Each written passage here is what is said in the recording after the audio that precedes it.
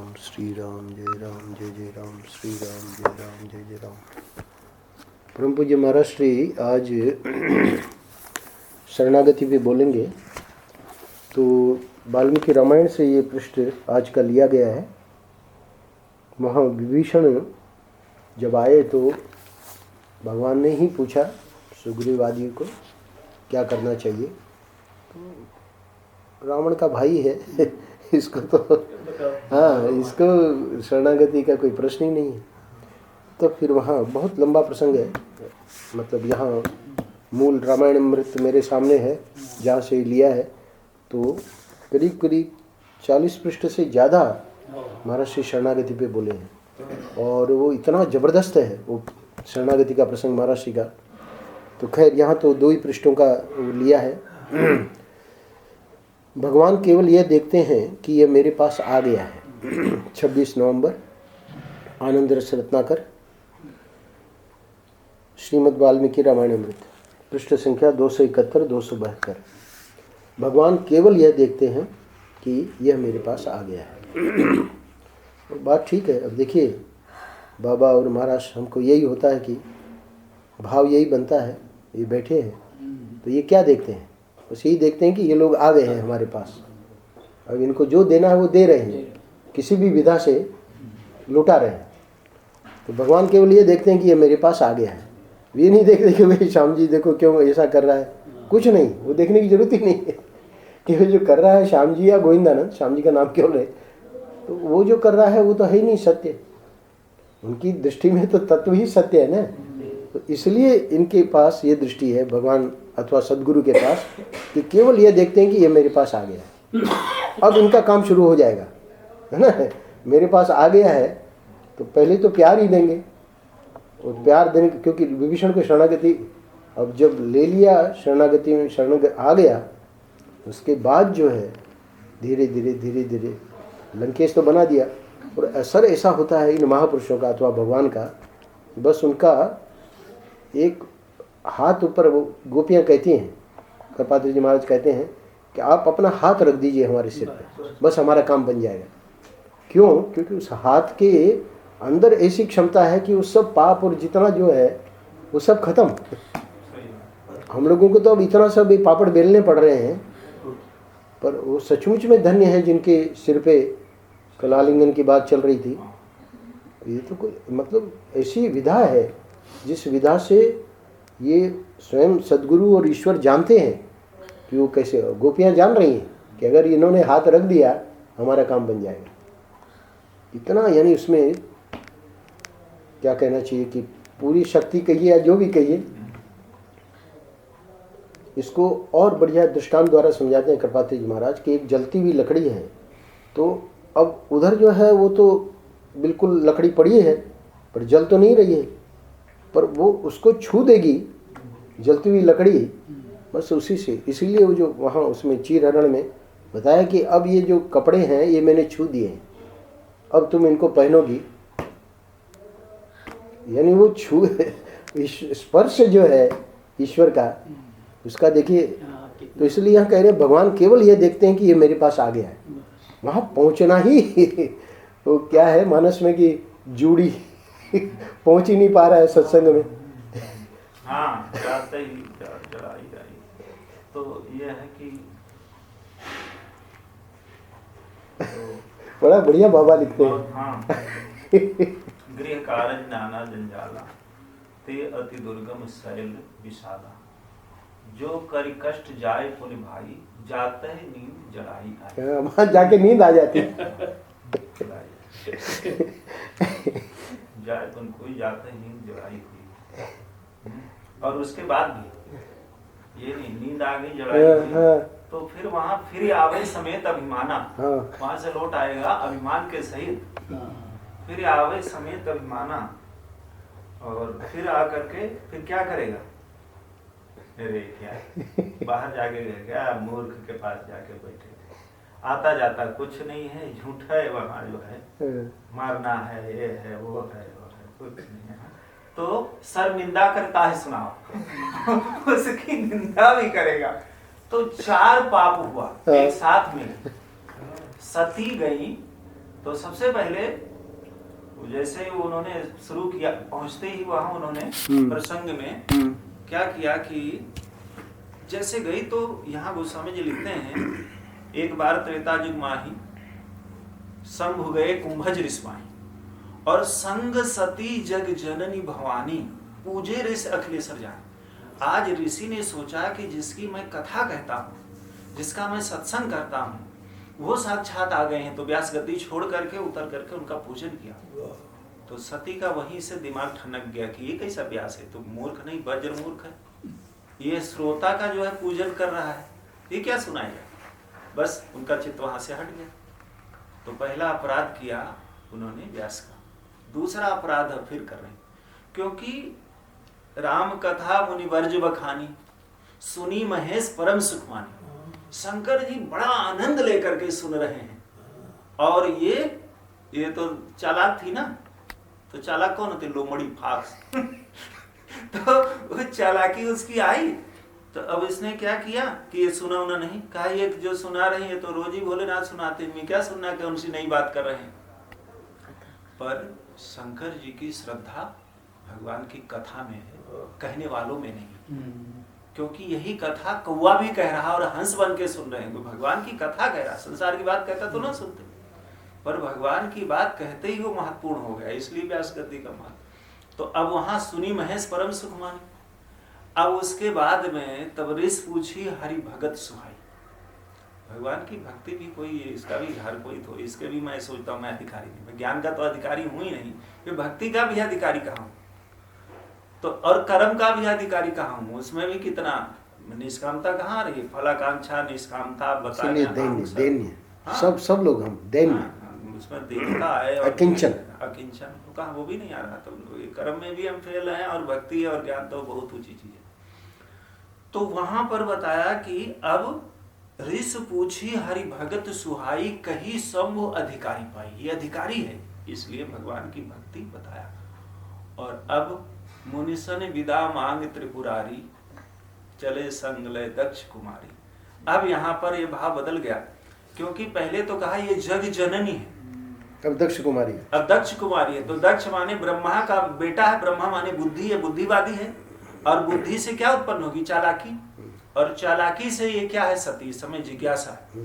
तो जिज्ञासा अगर विश्वास के साथ है तब तो उसका कल्याण है, और अगर विश्वास का भी विश्वास हट गया तो जिज्ञासा का पतन तो निश्चित है।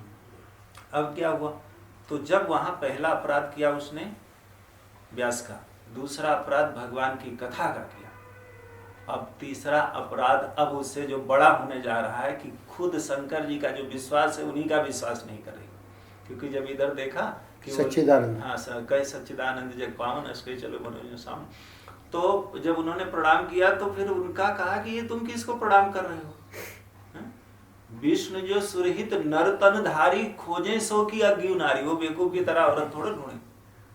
तो उनका अपराध हुआ। अब शिव जी ने कहा कि अरे अगर भाग्य प्रबल इसका होता, भाग्य को भाग्य होता, तो मैं बदल सकता हूं, मेरी शक्ति थी, सामर्थ्य थी। जो तप करे, वहां बोले आगे चल करके, जो तप करे कुमार तुम्हारी, तो भाभी मेट सके त्रिपुरारी। लेकिन अब तो ये भगवान की भारी इच्छा, भाभी बलवाना, हृदय विचार समूह। और इसके अलावा आगे चल के तो और बड़ा भारी हुआ, झूठ बोली। जब वो झूठ बोली है कि कछ न परीक्षा लीन गोसाई, कीन प्रणाम तुम्हारी नाई, तब वो बहुरी, अभी तक राम जी को प्रणाम किया था, अब राम की माया को प्रणाम किया। बहुरी राम माये ही सिर नावा, पीर सती ये झूठ कहा। बाप रे बाप। तो वो प्रसंग आपने कहा ना, जाता ही नींद जड़ाई हुई, तो वहां जाते ही, क्योंकि पूर्व जन्म के पाप थे हरि चर्चा, वो अच्छी नहीं लगेगी।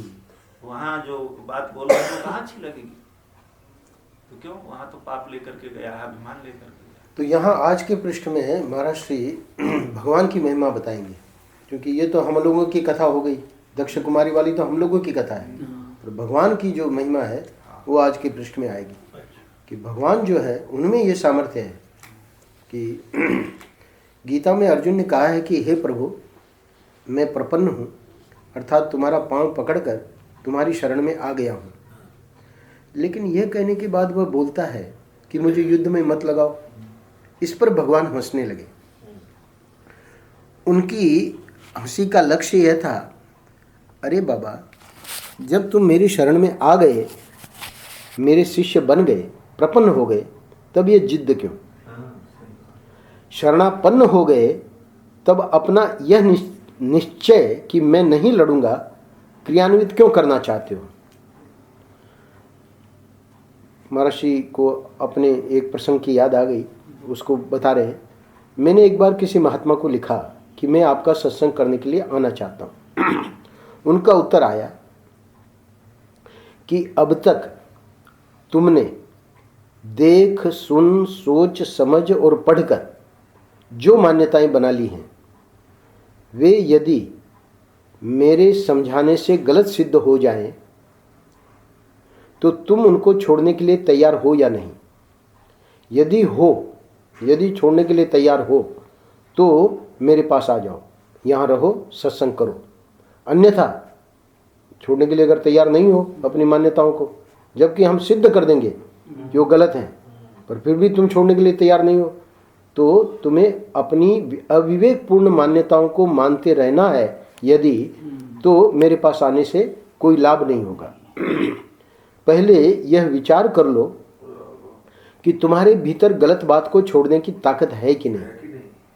ये अब हमको अपने ऊपर घटाना चाहिए, है ना। महर्षि तो अपना लिख रहे हैं, पर हमको घटाना है कि हमारे अंदर गलत बात को छोड़ने की ताकत है कि नहीं।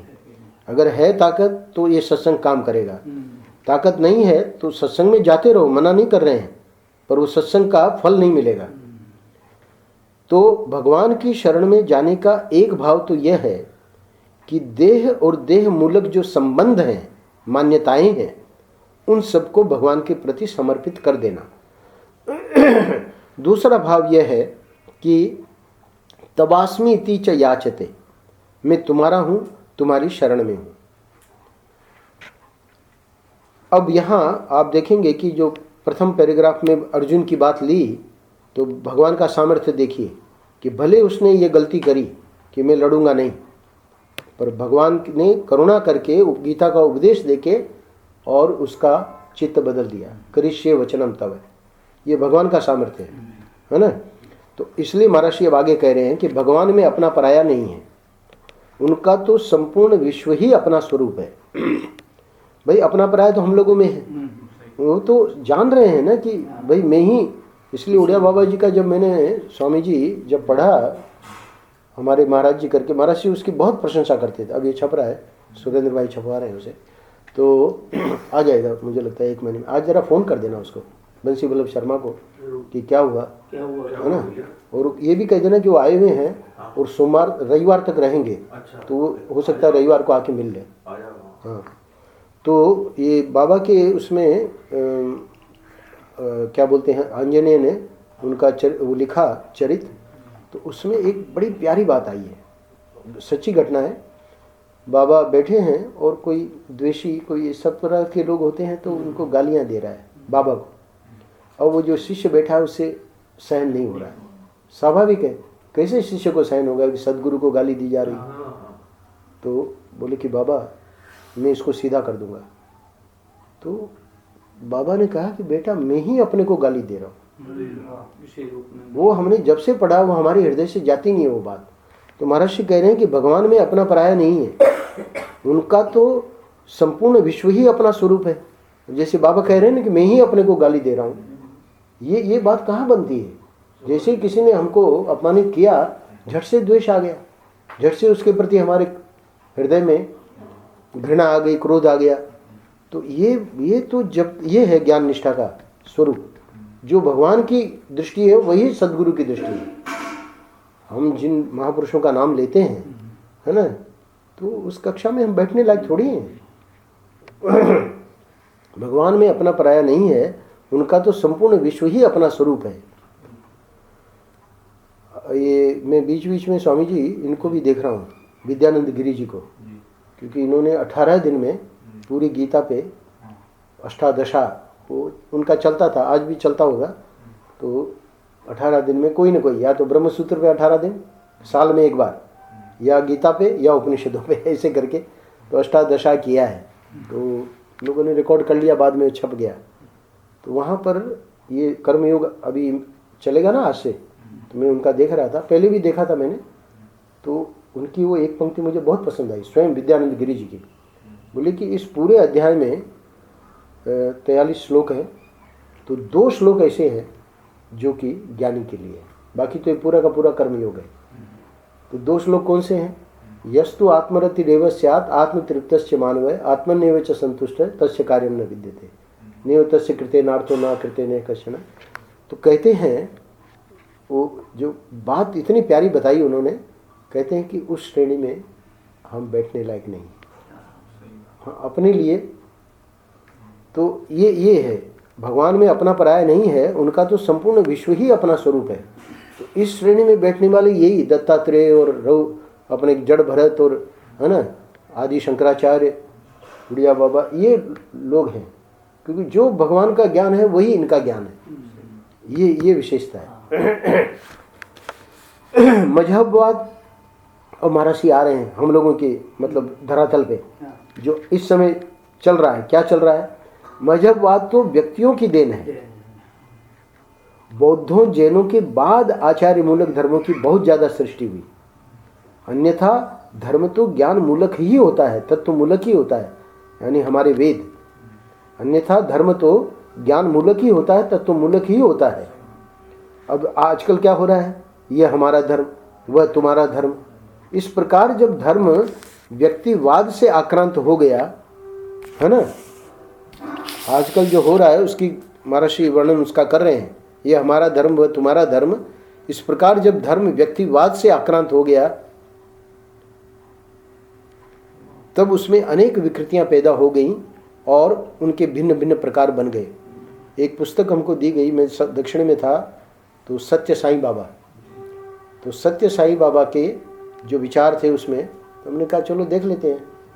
शिरडी के साईं बाबा नहीं, दूसरे। हाँ, तो वहाँ स्पष्ट उनको शिष्यों को बताया जा रहा है कि वो जो हमको मतलब ये कर रहा है वो कहीं नहीं जाएगा।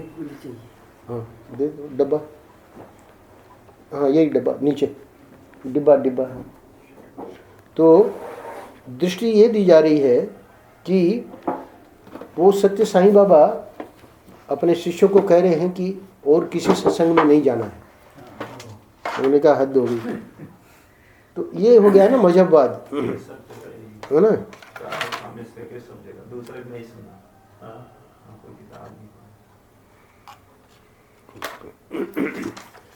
नारायण नारायण नारायण नारायण। कुछ खा के लेना। मेरा नहीं। अच्छा, दूसरे का है। हाँ, वो बरसात संगीत है। बरसात संगीत। एक उसको बोल देना कुछ खा के। तो महर्षि कह रहे हैं कि भगवान में अपना पराया नहीं है, और ये जो आ गया अब, यह हमारा धर्म, यह तुम्हारा धर्म। इस प्रकार जब धर्म व्यक्तिवाद से आक्रांत हो गया, अब ये व्यक्तिवाद हो गया। सत्य साईं बाबा ले लो, कोई भी ले लो, आज तो जितने हैं सब व्यक्तिवाद ही है। तो अब महाराष्ट्र यानी ये जो परंपरा, उपनिषद परंपरा, वेद का जो सनातन धर्म की परंपरा, वो तो बहुत ऐसे स्थानों में, महाराष्ट्र का स्थान है, पूरी शंकराचार्य हैं, कुछ स्थानों में बचा है, बाकी तो सब। और वहाँ पर भी जो अनुयायी हैं वो सब ये भेद करते हैं। हालांकि जो महापुरुष हैं उनकी दृष्टि में कोई किसी प्रकार का भेद नहीं है, पर वो जो है अनुयायी, उनके राग द्वेष चलते हैं। तो ये व्यक्तिवाद से जो आक्रांत हो गया है, तब उसमें अनेक विकृतियां पैदा हो गई। विकृतियां हम देख ही रहे हैं, और उनके भिन्न भिन्न प्रकार बन गए। अब महाराष्ट्र को जो मुख्य बात बतानी है वो अंत में बता रहे हैं। भगवान के पास जाने के लिए, उनका शरणागत होने के लिए किसी जाति, भूगोल, मजहब या किसी प्रकार की रहनी का कोई फर्क नहीं पड़ता। देखिए, वो रावण का भाई जा रहा है ना, और वो शरण के लिए प्रार्थना कर रहा है, तो भगवान को कहना पड़ा, सब उनके जितने अनुयायी थे, हनुमान जी को छोड़ के, हनुमान जी ने ही उनको निमंत्रण दे दिया था, है ना। बाकी तो जितने भगवान के उस समय के थे, सबने वही व्यवहार वाली अपनी विद्या अपनाई कि भाई इसको तो किसी भी दृष्टि से नहीं रखना चाहिए। पर यहाँ महर्षि कह रहे हैं कि न तो वो जाति देखेंगे, न भूगोल, न मजहब या किसी प्रकार की रहनी। तो फिर क्या? बोले कि इसलिए शरणागति किसी खास जाति या मजहब के लिए नहीं है। सब जातियों और मजहबों के लिए लोग भगवान की शरण में आ सकते हैं। भगवान ये नहीं देखते कि यह किस मजहब को या किस आचार्य को मानने वाला है। परम पूज्य महाराज जी कह रहे हैं, मैं फिर दोहरा रहा हूँ, सब जातियों और मजहबों के लोग भगवान की शरण में आ सकते हैं। भगवान ये नहीं देखते कि ये किस मजहब को या किस आचार्य को मानने वाला है, किस जाति का है और क्या करके आया है। वे तो केवल यह देखते हैं कि यह मेरे पास आ गया है, क्या करके आया है ये भी नहीं देखते। वो सुनाइए स्वामी जी, वो हाँ। झंडा वाला बहुत बढ़िया कथा है। अच्छा, हाँ। एक व्यक्ति था, बड़ा उसने पाप किया, बहुत पापी था, 70 कत्ल कर चुका हो, 70 मर्डर कर चुका। 70 मर्डर करने के बाद में अब उसके मन में आया थोड़ा सा बैराग कि मेरा उद्धार कैसे हो। किसी महापुरुष के पास गया, आप जैसे किसी महापुरुष के पास गए, तो इन्होंने कहा कि ये झंडा ले जाओ, काला है, जहां ये झंडा सफेद हो जाए तो बस उद्धार हो जाएगा। तो झंडा ले लिया अपना और ले करके तीर्थों में सब जगह घूमता रहा। तीर्थ में स्नान किया, जा करके तीर्थों का सेवन किया, गंगा स्नान, सरजू स्नान, जमुना स्नान, कावेरी, कृष्णा, नर्मदा, फिर जाके गंगा सागर, सिंधु, सब जगह स्नान किया। पर वो सब जगह स्नान किया, दान पुण्य किया, बहुत धर्म किया, धन की भी कमी नहीं थी, तमाम अस्पताल बनवाया, धर्मशाला बनवाया, कुआ बावड़ी सब बनवाया, सब गरीब बच्चों के लिए, गरीब दिन दुखी के लिए, कुछ नहीं हुआ। उसका झंडा कहीं भी काला से सफेद नहीं हुआ। अब हार गया, सोचा वे तो मैं इतना बड़ा पापी हूँ, 1-2 कत्ल होता तो सफेद होता, ये 70 कत्ल कहाँ से सफेद हुआ। लौट रहा था, इतने में देखा कि एक औरत को 10 लोग उसको अगवा कर लिए और अगवा करके उसकी इज्जत लूटने जा रहे, और वो चिल्ला रही, बचाओ बचाओ बचाओ। उसने सोचा कि झंडा तो सफेद होने से रहा, तो काला है, थोड़ा और काला हो जाएगा, पर इसको तो मैं छुड़ा दूं। तो उसके मन में आया कि एक नार 10 से फंसी है, तो जैसे 70 वैसे 80। हाँ, तो जब मैंने 70 का तो काम कर ही दिया है, अब 80 भी हो जाने दो। वह खिलाड़ी था ही, वह कूद पड़ा और 200 को साफ कर निपटा करके और उसका चुन्नी और उसको दिया और कहा, बेटी तुम्हें जा पहुंचा। फिर लौट के देखता है तो झंडा काला से सफेद हो गया।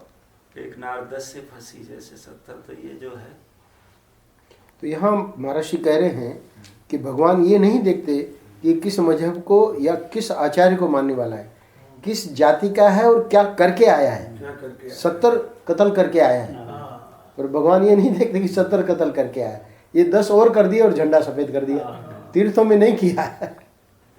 ये है, वे तो केवल ये देखते हैं कि ये मेरे पास आ गया, बस। वो यानी उसके कल सुना रहे थे ना, वो एक पद सुना रहे थे बहुत बढ़िया, कि जो स्वार्थ की जब बात आई तो एक बहुत बढ़िया पद सुनाया, पता नहीं किसका था। हाँ, उसका हर आंसू रामायण, प्रत्येक कर्म ही गीता है, जो औरों के हित मरता है, औरों के हित जीता है। अब आपने व्यथित कह दिया, जो व्यथित किसी को देख सहज ही होता है आकुल व्याकुल, जिसकी सांसों में पर पीड़ा भरती है अपना ताप तो, वह ही है शंकर जो वेदना निरंतर औरों की पीता है। वह ही है लक्ष्मण जिसने पर नारी को समझा माँ सीता है, उसका हर आंसू रामायण, प्रत्येक कर्म ही गीता है। जिसने जग के मंगल को ही अपना जीवन व्रत मान लिया, पर ब्याहा विश्व के कण कण में भगवान तत्व पहचान लिया, उस आत्मा का सौभाग्य अमर, वह ही प्रभु की परिणीता है, उसका हर आंसू रामायण, प्रत्येक कर्म गीता। तो भगवान तो बस इतना देखते हैं कि यह मेरे पास आ गया है, इसलिए मनुष्य को उनके सामने केवल एक बार प्रपन्न हो जाना चाहिए। ये आखिरी वाक्य जो है महर्षि का बहुत महत्वपूर्ण है। हम लोगों को केवल एक बार प्रपन्न हो जाना चाहिए, बस। अब उनकी शरण ले ली, अब वो अपना काम हम देख ही रहे हैं, अपना काम कर रहे हैं। महाराज जी को, साईं को हम लोगों ने पकड़ लिया, वो अपना काम कर रहे हैं। ये एक बहुत एक संप्रदाय ही है। वो उधर वज्रेश्वरी में मुक्तानंद करके बड़े, तो उनके जो गुरु थे नित्यानंद, वो तो बहुत पहुंचे हुए थे, आप जानते हैं। तो मैं गया तो नहीं हूँ वहाँ, सोने का उनके मंदिर बना है। हाँ, जो भी है नित्यानंद। और हाँ, तो वो जो है उस संप्रदाय में मुक्तानंद जी ने फिर काफ़ी प्रचार किया अपने गुरु का, विदेशों में भी। तो उन्हीं के वो सत्यानंद जी थे क्या, दुबले वाले पतले वाले, आप आए तब? हाँ, वो उसी परंपरा में है। सत्यानंद जी जो वहाँ नित्यानंद जी के पास आश्रम में मैं रहा ना 4 साल, तो वहाँ सत्यानंद करके एक स्पेन के थे, विदेशी थे। हाँ, आप भी जानते हैं। तो वो उसी परंपरा में मुक्तानंद जी के, क्योंकि मुक्तानंद जी जब जाते थे वहाँ स्पेन, पेरिस में, तब वो देखता था वहाँ का। तो फिर उसने संन्यास ले लिया, फिर यहाँ आ गया। हिंदू संस्कृति का उस विदेशी को मेरे से ज़्यादा ज्ञान था। यानी आप कल्पना करें, हम लोग हिंदू होकर भी इतना नहीं जानते। तो बात मुझे ये सुनानी थी कि उनकी परंपरा में जो ये साहित्य है, वो मैं पढ़ रहा था, वहाँ एक बहुत बढ़िया बात मिली। वो लिखते हैं कि ये जब ये सद्गुरु मिलते हैं तो उसका उनकी भाषा में वो कैसे भी छू के अथवा दृष्टि से अथवा, है ना, कई विधाएं हैं, बोल के वो शक्तिपात करते हैं। तो इस शक्तिपात को लेकर हम अपने विशेष रूप से शंकर संप्रदाय में ज़्यादा इस पर विचार नहीं है ना। पर उनकी एक बात हमको जो है काम की लगी जब मैं पढ़ रहा था। वो कहते हैं कि वो जब हो जाता है, जैसे महर्षि ने कहा ना कि मनुष्य को उनके सामने केवल एक बार प्रपन्न हो जाना चाहिए। तो ठीक है, हम लोग महर्षि से जुड़े हुए ही हैं, प्राय यहाँ सब लोग हैं, या किसी न किसी महापुरुष से। तो उनका जो ये संबंध बन गया ना, तो उनका कहना है कि उसके बाद हम हमारा जीवन देखेंगे तो हमको ये समझ में आएगा कि वो विधा चल रही है। हाँ। किस प्रकार से चल रही है वो हम खुद व्याख्या कर पाएंगे कि देखिए ऐसा होने वाला था, ऐसा हो गया, है ना, अब ये ऐसा हो गया, अब ऐसा हो रहा है। तो फिर आगे के लिए भी फिर मार्ग प्रशस्त है। तो हमने देखा कि देखिए वो शक्तिपात की कितनी बढ़िया व्याख्या की। हम लोग सोचते हैं शक्तिपात मतलब बस हाथ रखा और कुछ हो गया, ऐसा नहीं है। शक्तिपात मतलब वही जो महर्षि आखिरी वाक्य बोल रहे हैं कि मनुष्य को उनके सामने केवल एक बार प्रपन्न हो जाना चाहिए। एक बार प्रपन्न हो गया तो फिर वो दृष्टि न छूटे कि भाई हम उनके हैं। वो सुनाइए, वो जिसने कहा कि ये शेर का है वो। हाँ, वो बाली के प्रसंग में आया कि भगवान ने कहा, जब बाली ने कहा कि प्रभु मैं बैरी सुग्रीव प्यारा कारण को नाथ में मारा, मैं आपका दुश्मन हूँ और ये सुग्रीव आपका प्रिय है, आप तो समदर्शी हैं, तो आपने क्या कारण है जिसके लिए मुझे मारा, और ऐसा कौन सा काम है जो मैं आपकी मदद नहीं कर सकता था? ये तो रावण के सामने खड़ा भी नहीं हो पाएगा, और वो तो 6 महीना मेरी कांख में था। तो फिर आपको तो दोस्ती मुझसे करनी चाहिए थी। तो भगवान वहां पर तर्क देते हैं, कहते हैं कि जो है सुनो, तुमने एक पाप नहीं किया है, दर्जनों पाप किया। अच्छा, कौन सा पाप किया है मैंने? अनुज वधु भगनी सुत नारी 69 कन्या समेचारी। छोटे भाई की पत्नी, अपनी बेटी और अपनी बहन, अनुज वधु भगनी सुत नारी और बेटे की पत्नी, 69 कन्या समेचारी। ये सब लड़की की तरह से है। इन्हीं कुदृष्टि बिलोके जोई ताहे बधे कछ पाप न। और तूने छोटे भाई की पत्नी को रख लिया, क्योंकि सुग्रीव कहता ना, हर लीन है सर्वस अरु नारी, मेरा सर्वस हर लिया और मेरा नारी भी हर ली। तो तूने पहला वो पाप किया है। तो कहा कि देखो प्रभु, आप मनुष्य हो, मैं पशु हूं, ये पशुओं पर थोड़ा लागू होगा? ये तो उस गाय का बछड़ा है और उसी से दूसरा बछड़ा पैदा होता है। तो पशु पर नहीं, पशु में सिर्फ 2 ही जाति है, या तो पुरुष वर्ग है या स्त्री वर्ग है, ये मनुष्यों में है भेद है। हमको पशुओं को, आपको अगर तो मुझे मनुष्य बनाना था, क्योंकि आगे समुद्र ने भी कहा कि प्रभु आपकी आज्ञा से मैं जड़ हूं, तो मैं चैतन्य वाला काम कैसे करूंगा? पानी थोड़ा बोलेगा, आपने आज्ञा दिया है कि तुम चुप रहो। तो जे ही आयस जहका जस आई, सो तही भात रहे सुखलाई। जो जिसको जैसे आपने आज्ञा दिया है वहां पर वैसे वो सुखी है। तो प्रभु जो है मैं आपकी आज्ञा से मैं यहाँ ठीक हूँ। अब भगवान ने कहा कि अच्छा दूसरी गलती तूने किया है। क्या गलती किया है? मूढ़ तो ही अतिशय अभिमाना नार सिखावन कृष्ण का। तुझे इतना अभिमान था क्योंकि जब वो चला तो तारा ने मना किया। हाँ, उसकी पत्नी ने कहा कि जिनको वो सुग्रीव को जो मिले हैं वो साधारण नहीं है, बलवान है। तो उसने कहा कि सुन कहवाली सुन भीर प्रिय समदर्शी रघुनाथ, जो कदाच मैं मारी है तो मैं होप सनात। अरे वो समदर्शी हैं और अगर मुझे मार भी देंगे तो मेरी मुक्ति हो जाएगी, उद्धार हो जाएगा, इसलिए तू तो डरपोक है, चुप। उसको चुप करा दिया। तो भगवान कहते हैं कि मूढ़ तो ही अतिशय अभिमाना नार सिखावन कृष्ण का। तुझे इतना अभिमान था कि तेरी पत्नी समझा रही फिर भी तू नहीं माना।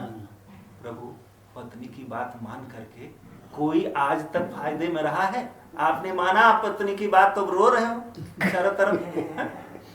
भाई यही मृगकर अति सुंदर शाला, सत्य संद प्रभु दीन दयाला।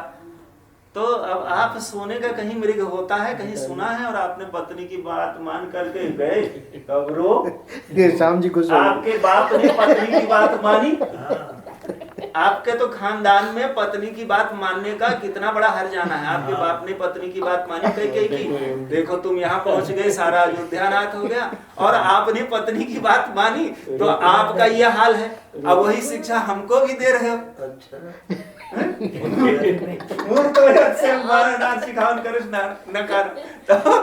तो वाली ने तो काट दिया भगवान की बात।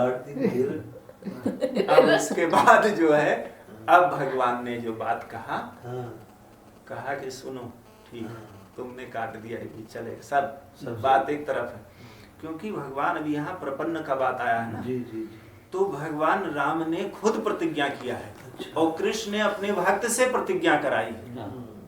अब चेत से दुराचारो भजते वामन्य भाव साधुर्य सावंतव्य समस्त क्षिप्रम भव धर्मात्मा शांति निगच्छति। कौनते प्रतिजानी, हे अर्जुन तुम प्रतिज्ञा करो। नमे भक्त प्रणश। हाँ, तुम प्रतिज्ञा करो। और भगवान यहाँ राम जी कहते हैं मेरी खुद की प्रतिज्ञा है। सक्रदेव प्रपन्नाय तवास्मिच्च याचते अभयम सर्वभूतेभ्यो। सक्रदेव प्रपन्नाय तवास्मि अभयम सर्वभूतेभ्यो। सर्वभूतेभ्यो का मतलब ये नहीं है प्राणी मात्र से, उसको जल से भय नहीं लगेगा, पृथ्वी से भय नहीं लगेगा, आग से भय नहीं लगेगा, आकाश से, वायु से, वो अभय रहेगा। अभयम सर्वभूतेभ्यो राम एतद् व्रतम, मेरा ये व्रत, वो कभी नहीं डरेगा। तो कहा कि जब मेरी भुजाओं का बल का आश्रय समझ लिया, मम भुजबल आश्रित तेहि जानी, मारा चाहे साधम अभिमानी। अभी तक तो खाली उसको ऐसे बोल रहे थे, तू अभिमानी नहीं, तू अधम भी है, पापी भी है। तो क्या पाप किया है? पाप तो तूने ये किया है कि मेरी भुजाओं के बल का आश्रय तुझे पता लग गया ना कि अब वो मेरे द्वारा सुरक्षित है, सुग्रीव, और तभी तू मारना चाहता है। तो इस पर ये संत लोग के उदाहरण कि एक झुंड में से एक बकरी बिछुड़ गई। तो बकरी जो है बिछुड़ गई और उसका झुंड चला गया। अब शाम हो गई तो सोचा कहाँ जाऊं, तो देखा एक बड़ा सा चिन्ह बना हुआ है, उसी को सहारे बैठ गए। अब उसके बाद वहां सबसे पहले वो आया सियार, देखा उसको, जीभ लपलपाते हुए, सोचा बकरी है बढ़िया खाने को मिलेगा। आया जैसे तो अभी झपट्टा मारने वाला था, उसने कहा रुको, क्या है? देखो ये चिन्ह देख लो, इसने कहा है कि तुम यहीं रहना, मैं अभी आ रहा हूं। तो अब देख लो ये चिन्ह, खाना है खा लो। उसने देखा, कहा अरे बाप रे, भागा वहां से दुम दबा के सियार। फिर उसके बाद में वो आया भेड़िया आया और उसने कहा कि जैसे कहा, अरे रुको, क्या है? देखो ये चिन्ह देख लो। और इसने कहा है कि यहीं बैठो और मैं जब तक नाम, तो अब तुम खा लोगे तो अब ये ढूंढेंगे अपने आप। उसने देखा, कहा अरे बाप रे, वही भागा। सियार भाग गया, भेड़िया भाग गया। अब लकड़बग्घा आया तो उसको भी उसने ऐसे कहा, वो भी चला गया। अब उसके बाद शेर आया। अब शेर आया तो कहा रुको, तो क्या है? ये देखो, ये जो देख रहे हो चिन्ह, इसने कहा है कि मैं आऊं नहीं तब तक, और यही मेरा आश्रय है, यही मेरा सहारा है, और इसी सहारे से सियार भाग गया, लकड़बग्घा भाग गया, भेड़िया भाग गया है। अब देख लो तुमको। उसने देखा, कहा ये तो मेरा ही चरण चिन्ह है। अरे उससे कहा कि अरे तू मेरा पैर पकड़ करके बैठी है, मेरा चरण का सहारा तूने लिया है, अब तुझको मैं खाऊंगा तो नहीं। और तुरंत आदेश किया, बुलाया हाथी को, हाथी इधर आओ गजरा, ये मेरा चरण का आश्रय ले लिया है, इसको अपने जो है पीठ पर बिठाओ, नरम नरम कपोले खिलाओ, इसको ठंडा ठंडा जल पिलाओ, और जब तक इसका दिल करे इसकी मेहमान नवाजी करो, और उसके बाद ये जहां कहे वहां छोड़ कर आओ, नहीं तो इसको तो नहीं खाया, तुमको खा जाऊंगा। तो जो काल से हम लोग डरते हैं, जिस काल से वो काल ही जिसका नौकर है। हाथी माने काल और भगवान माने महाकाल। तो भगवान का चरण का आश्रय ले लिया जिसने, इसलिए गोस्वामी जी कहते हैं जाऊं कहां तज चरण तुम्हारे, काको नाम पतित पावन है, कि अति दीन प्यारे। अरे अच्छा आदमी देख करके तो सबको प्रेम उमड़ता है? फला ये है, इनसे ये मिलेगा, ये ऐसा है। मैला कुचैला नाक बह रहा हो उसको देख के कौन प्रेम करता है? उसको कौन बिठाना चाहता है? उससे प्रेम मेरे राम जी करते हैं, राघवेंद्र सरकार करते हैं, मेरे कृष्ण भगवान करते हैं। वो प्रेम करते हैं जिससे कोई प्रेम नहीं करता, उससे वो प्रेम करते हैं। जिसको सब त्याग कर देंगे, नहीं ठीक है तुम नहीं दिखाई पड़ना, उसको भी वो ऑक्सीजन देते हैं। हम सो जाते हैं पर वो नहीं सोते हैं। ऐसा कौन? वो अकारण करुणा वरुणालय है, वो कारण से नहीं करुणा करते हैं। अस प्रभु दीन बंधु हित, कारण रहित कृपा, तुलसीदास सठता ही भज छाड़ी कपट जंजाल। हम लोग जो इतनी गठरी बांध करके और सोचते हैं हमारा उद्धार होगा, अरे उद्धार क्या होगा? हमको रोटी मिल रही है, शुक्र कहो भगवान का। तुम इस लायक नहीं हो कि तुमको रोटी मिले, क्योंकि तुम तो पृथ्वी के भार हो, हैं? तुम ना तो भगवान के हो, ना तुम गुरु के हो, और ना तुम जिसका पानी पी रहे हो उसके हो। तुमसे बड़ा निर्विघ्न कौन है? तुम किसी के नहीं हो। और उसके बावजूद भी ये परमात्मा कितना कृपालु कि तुमको रोटी भी दे रहा है, तुमको रहने की जगह भी दे रहा है, और तुम जो है सब अय्यासी का भोग भी भोग रहे हो। कौन सा तुम्हारे अंदर गुण है? कोई गुण है कहीं से बताओ? सब इतने दुर्गुण होते हुए भी पर हमारे प्रभु कैसे कृपालु हैं कि वो जाऊं कहां तज चरण तुम्हारे, काको नाम पतित पावनत, कहयति दीन प्यारे। कौने देव बराए बरधित, कोई ऐसा देवता हमको बताओ, कोई ऐसा मनुष्य बताओ, कोई ऐसा बताओ मनुष्य जो बहुत बड़ा हो। संसार में कोई ऐसा नहीं है कि उसको दिखाई पड़ जाए कि इसमें ये दुर्गुण है, वो बस हाँ ठीक है जाओ, जा रहे हो अब हमको जरूरत नहीं, तुम जा रहे हो अपने आप जाओ। पर नहीं, भगवान कभी ऐसा नहीं करते। एक बार पकड़ लेने के बाद पूतना कहती है मुझे छोड़ दे, छोड़ दे। भगवान कहते हैं कि जिसको मैं पकड़ लेता हूं उसका उद्धार के बिना मैं नहीं छोड़ता। जब तक उसका उद्धार न हो जाए मैं नहीं छोड़ता। ये पकड़ने छोड़ने वाले का काम तो संसारी लोग करते हैं, इनका भरोसा नहीं कब ये पकड़ेंगे और कब छोड़ देंगे। तो ये बताया कि जो है कौने देव बराय विरधित हठिहठ या धम उधारे। हठिहठ माने जबरदस्ती पकड़ पकड़ करके, खग मृग पशु पक्षी व्याघ्र बिटप जड़ जौन कौन सुर तारे। कोई देवता ऐसा है जिसने वृक्षों का उद्धार किया, अमला अर्जुन का उद्धार किया, पाषाण का उद्धार किया, जिसके पास में है आश्रम एक दीख अति पावन। जब उसको देखा तो कहा कि यहाँ पर ऐसा आश्रम है, कैसा आश्रम है? पूछे प्रभु शिला तब देखी, कही कथा मुनि हरस बिसेखी। क्या है कि यहाँ पर कोई भी इसके साथ नहीं है। जीव की चार अवस्था, चारों में से सबने साथ छोड़ दिया। क्या? इसलिए कि ये पापी है। तो विश्वामित्र जी ने कहा कि गौतम नारी श्राप बस उपल देह धर दी, चरण कमल रज चाहती, कृपा करो रघुवीर। हाँ, कितना सुंदर प्रसंग आया कि इसका नाम अहिल्या। वो भगवान ने कहा इतनी पापनी है तो मैं इसका कैसे उद्धार करूं? बोले अगर इसका उद्धार नहीं करोगे तो तुम्हारा बाप का जो है वो बदनाम हो जाएंगे। क्या बदनाम हो जाएंगे?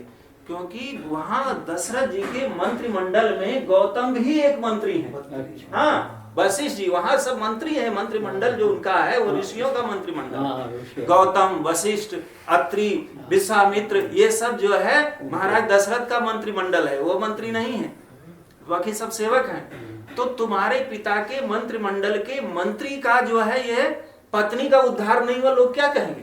भगवान ने कहा कि मेरा बाप गलत है और उसका मंत्रिमंडल गलत है तो इसका उद्धार नहीं हो सकता। तब विश्वामित्र ने कहा, विश्वामित्र का मतलब होता है जो सारे विश्व का मित्र। तो वहां पर यह भाव दिया कि तुम्हारी माँ का नाम बदनाम हो जाएगा। कैसे? बोले इसका नाम अहिल्या और तुम्हारे माँ का नाम कौशल्या, आधा नाम इससे मेल खाता है तो लोग कहेंगे अपनी माँ का नहीं। अरे बोले अब तो हमको उद्धार करना ही पड़ेगा। तो खगमृग बिटप पसान पाषाण को भी जौन जड़ जौन कौन सुरतारे, देव दनुज मुनिनाग मनुज सब, ये देवता मनुष्य ऋषि मुनि, ये मुनि नाग मुनि सब माया विवश बेचारे, ये सब माया के अधीन। एक माया का झटका पड़ा, इनका मुंह गिरा नहीं धरती पर, ये लपेटी खा जाएंगे तुरंत, 1 सेकंड नहीं लगेगा। माया विवश बेचारे, तो इनके हाथ दास तुलसी कहा पन पोहार, इनके हाथ से तुलसीदास जी कहते हैं मेरा क्या भला होने वाला है, ये खुद का भला नहीं कर सकते। अरे जो अपना पेट नहीं भर सकता है, शाम को खुद ही भूखा घूम रहा है, वो मेरा क्या पेट भरेगा? उसके यहाँ जाके मैं मेहमान नवाजी करूं कि नहीं मैं आ गया हूँ शाम को मैं आपके यहाँ पर, तो देख लो पहले उसको है खाने का ठिकाना, तब तो जाके रहो। जब उसे ही ठिकाना नहीं तो तुम कहाँ जाओगे? तो सबका अकारण करुणा बरड़ाल है। अब यहाँ पर यह आया कि भगवान ने कहा कि मम भुजबल आश्रित जाने मारे चरिस अधम अभिमानी, तब बाली कृपा सुनो राम स्वामी सुभग। ठीक है, आप कह रहे हो मैं अधम हूं, आप कह रहे हो मैं पापी हूं, पर एक बात बता दो, एक बात का उत्तर दे दो। क्या उत्तर? सुनो राम स्वामी सुभग चलन चातुरी मोर, प्रभु अजहूं मैं पात की अंत काल गति तोर। अब तो मैं आपके सामने आपके धाम जा रहा हूं, क्या अभी भी मैं पापी हूं? बस भगवान तो रिझ गए, बोले कहा कहो अचल करो तन राखो प्राण, तुमको अमर कर देता हूं, जैसा कहो वैसा। बोले अब तो आप समझते हो मैं अभिमानी हूं, मूर्ख हूं। अरे जन्म जन्म मुनि जतन कराही, अंत राम कही आवत नहीं, अंत में राम का नाम नहीं आता है। अरे अंत में वही नाम आएगा ना जो हमारा अभ्यास पड़ा है, जो अभ्यास पड़ा है वही। इसलिए कहते हैं कि सुई के नोक भर विचलित मत हो, संसार की बात दिमाग में ना आवे ना संसार आवे, चर्चा है तो हरि की में ही लगे रहो, हरि संग लागा रहो मन भाई। आप सुनाते तेरी बनत बनत बन जाए, हरि संग लागा रहो रे भाई, लगे रहो बन तो जाएगा, महाराष्ट्र बोलते हैं। हाँ, तो इसलिए यहाँ पर ये हुआ कि ये बाली के प्रसंग में आया कि वो बकरी है, पर बकरी को जो है शेर अनाथ है, निरीह है, कोई उसको कौन है, एक भेड़िया क्या है, उसको लोकड़ी भी मार सकती थी, पर नहीं, उसने आश्रय ले लिया किसका? चरण का आश्रय ले लिया। और कुछ बात बने या न बने, पर भगवान का चरण का आश्रय हमने ले लिया, सदगुरु के चरण का आश्रय ले लिया, स्वामी जी का आश्रय ले लिया, तो उसमें खिचड़ी के साथ पूछड़ी तरी जाएगी, है नहीं? हम जानते हैं कि सर्वथा मैं अयोग्य हूँ, कोई मुझ में योग्यता नहीं है, बैठने नहीं हूँ, पर हमको आपके कृपा पर भरोसा है, क्योंकि आप तो योग्य हैं, हम अयोग्य हैं, पर आप बनाए देंगे। बोलिए आनंद कंद भगवान की जय।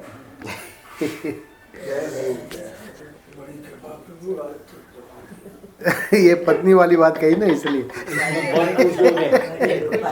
ये तो बड़े खुश हो गए, पत्नी की बात माननी नहीं चाहिए। देखो